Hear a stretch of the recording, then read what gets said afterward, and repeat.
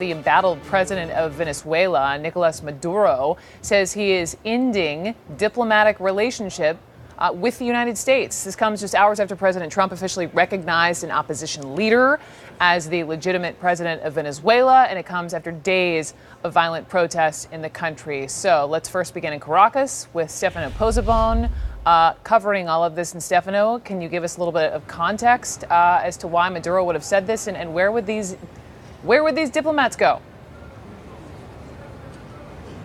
Yes, exactly, Brooke. We've seen history rolling up in front of our eyes. Earlier today, the president of the National Assembly here in Caracas, the president of Parliament, president of Congress of Venezuela, swore himself in as an interim president with the support of the United States of America and of many other countries around the world, including Canada, Paraguay.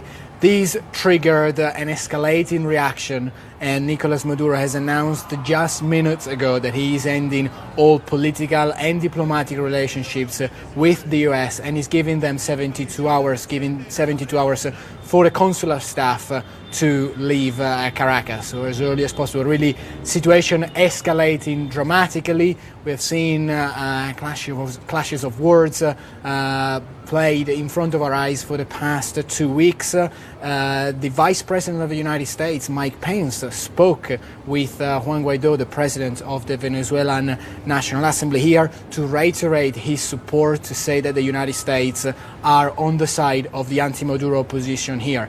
And now we're seeing the reaction from Nicolas Maduro, who quite literally said, "Get out of Venezuela." Brooke. Okay, Stefano, thank you so much. And so, Boris, to you, covering the White House, you just said, the White House's position supporting the anti-Maduro opposition. Why? Hey there, Brooke. Well, yeah, there's a number of reasons why the White House has laid out a rhetoric escalation over the past several days, indicating that this move might be made today. And the president took the step shortly after National Assembly leader Juan Guaido swore himself in as the legitimate president of Venezuela. He now has some 30 to 45 days to start new elections in that country.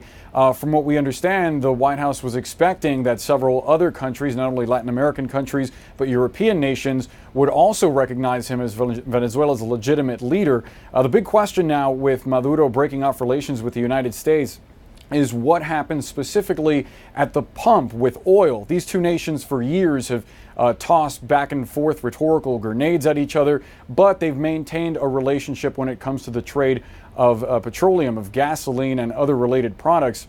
In this case, the White House had considered previously installing a full-fledged ban on Venezuelan oil. They ultimately backed away from it because of the potential economic ramifications for the United States oil market. Clearly, if that step ultimately is taken by Maduro, it would mean that Americans would feel the pain at the pump.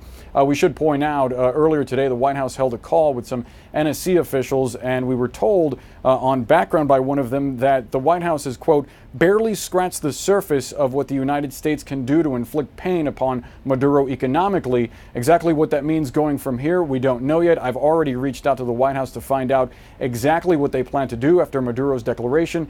They've yet to get back to me, Brooke.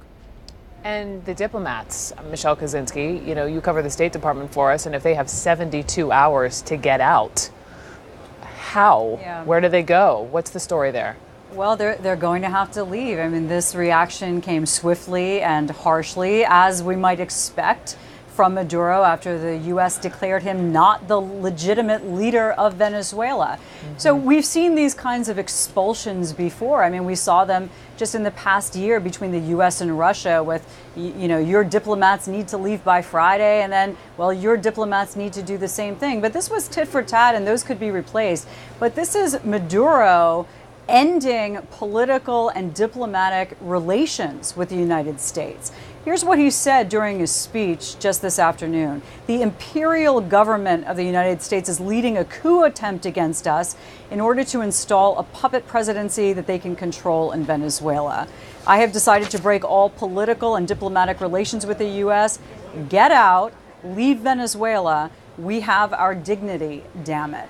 What we're waiting for now is to hear from the State Department on their response to this, and also logistically during this shutdown, how they're going to get everybody out in a hurry, and what the next steps are. As you heard others say, today on this call, the White House insists that this is just the beginning of the pressure that they can put on Maduro, but he's clearly wasted no time in exacting some of his revenge on the United States, Brooke.